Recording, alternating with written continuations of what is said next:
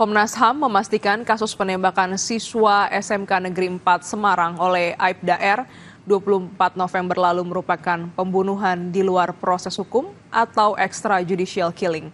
Dari hasil investigasi dipastikan Aibda R tidak sedang menjalankan tugas dan tidak dalam posisi terancam sehingga memenuhi unsur pelanggaran HAM.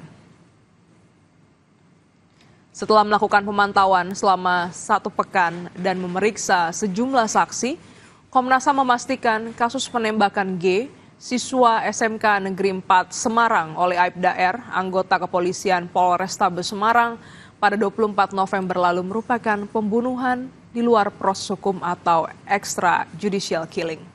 Komisioner Komnas HAM Uli Parulian Sihombing menyatakan penembakan yang dilakukan oleh Aibda R tidak berlandaskan hukum sehingga memenuhi unsur pelanggaran HAM.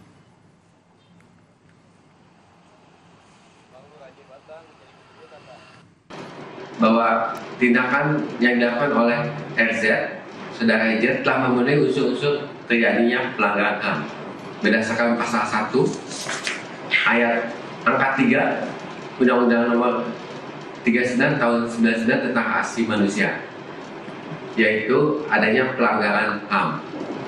Jenis pelanggaran HAM-nya kami identifikasi ada 3. Yang pertama ada pelanggaran atas hak hidup, yaitu extrajudicial killing atau pembunuhan di luar proses hukum.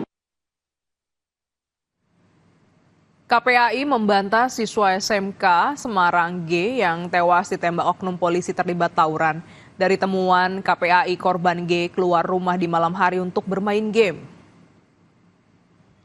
Komisioner KPAI Dia Puspita Rini telah melakukan pendalaman dan bertemu pihak kepolisian, pihak sekolah, serta 11 anak lainnya.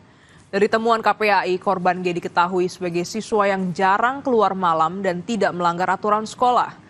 Ia juga menegaskan bahwa tembakan kepada korban G adalah murni tembakan.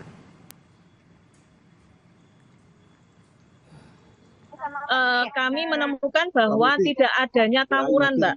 Jadi kejadian itu sangat cepat dan itu bertemu antara 2 kelompok ya.